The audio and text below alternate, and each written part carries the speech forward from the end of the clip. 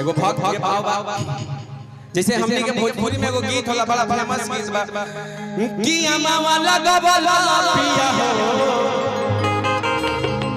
लेकिन ई वाला गाना में खाली भैया की जरूरत पड़ी। खाली भैया रउआ बिना मन छा नजर पैट मत बताइए, मुझे पता है ना मल्टी टैलेंटेड है, मुर्गा बन के दिखा दीजिए पैटो बजेगा कि अमावा लगबला पिया हो कि महुआ लगबला।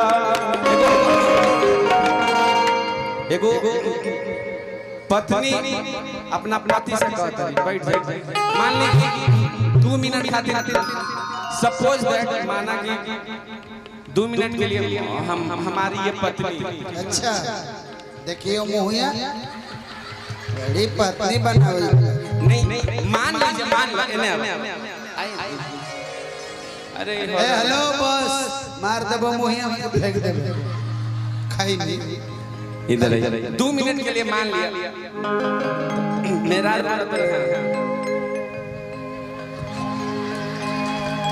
दाढ़ी वाला मेरा करम फूट गेल हम। एक बार मुंह देखियो 20 रुपया ले ला।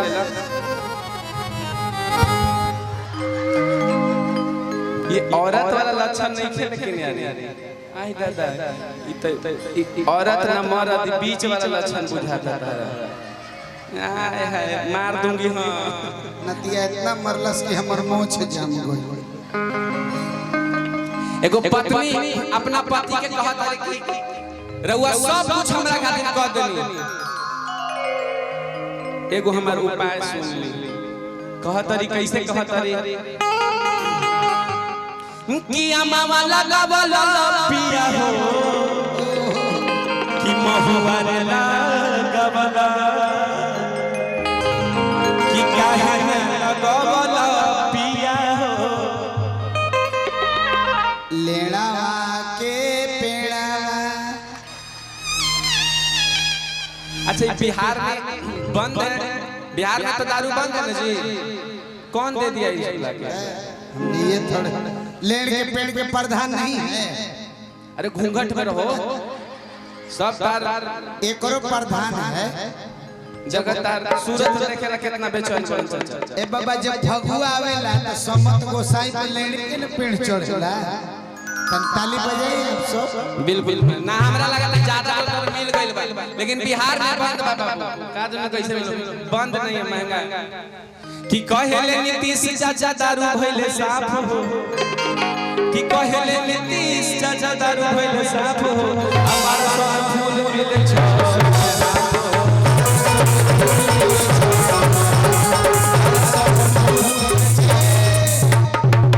ये सो जाता ज्यादा बजेगा। बस बस एक लाइन कहे के बाद और तिया वाला भाव में कहता है कि अमावा लगबला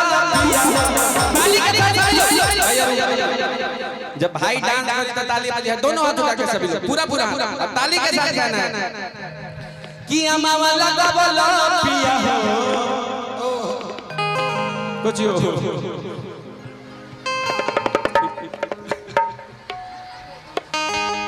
कि महुआ लगबला। एक बार दोनों हाथ उठाइए सभी।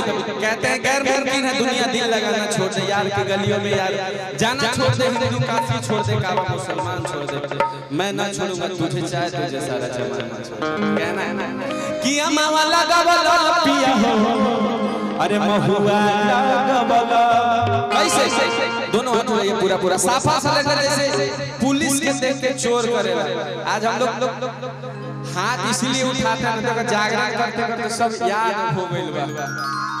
हाथ इसलिए हम लोग उठवाते हैं कि जितनी भी हमारे कमी है ना ये रेखा में, हाथ का रेखा में सब भगवान ठीक कर देंगे। जिनको जिनको प्रॉब्लम ठीक करवाना दोनों हाथ उठाएंगे पूरा पूरा और कहना है खाली भैया कि अमावा लगबला पिया कि महुआ लगबला काहे ना लगबला पिया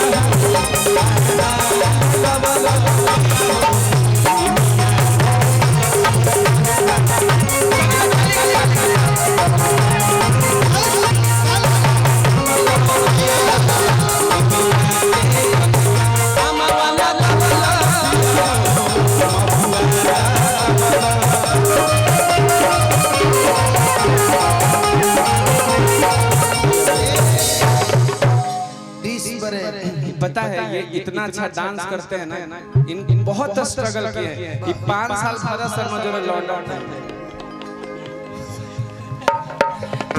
एक बार दोनों अनुवा के सभी लोग अद्भुत कलाकार हैं, इसमें कोई दो राय नहीं भैया। कि कहे न